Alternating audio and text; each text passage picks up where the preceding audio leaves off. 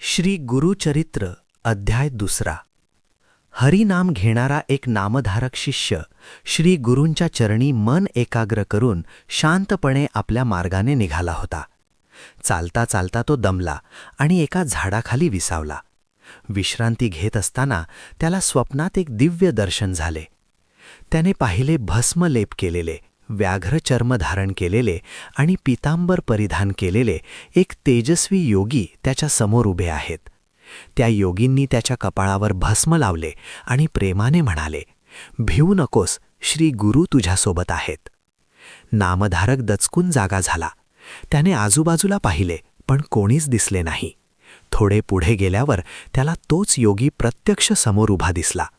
नामधारक आनंदाने धावत गेला, वंदन केले आणि नम्रतेने विचारले, "हे योगेश्वर, आपण कोण आहात?" तेव्हा योगी म्हणाले, "माझे नाव सिद्ध आहे आणि गाणगापूरचे नृसिंह सरस्वती हे माझे गुरु आहेत." नामधारक म्हणाला, "मी नित्य श्री गुरूंचे ध्यान करतो, तरी माझ्या नशिबी ही कष्टप्रद अवस्था का?"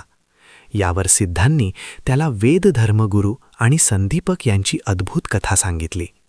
वेदधर्मगुरू आजारी पडले होते. त्यांना कुष्ठरोग झाला होता आणि त्यांचा स्वभाव अत्यंत कठोर झाला होता. ते आपल्या शिष्याला शिव्या देत, अपमान करत कठोर वागायचे. तरीही संदीपक नावाच्या त्या शिष्याने कधीही गुरूंची सेवा सोडली नाही.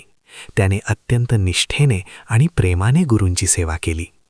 त्याच्या या अखंड सेवेमुळे भगवान शंकर आणि भगवान विष्णू त्याच्यासमोर प्रकट झाले. त्यांनी त्याला वर मागण्यास सांगितले, पण संदीपकाने काहीही भौतिक मागितले नाही. त्याने फक्त एकच वर मागितला, "माझी गुरुभक्ती अखंड वाढत राहो."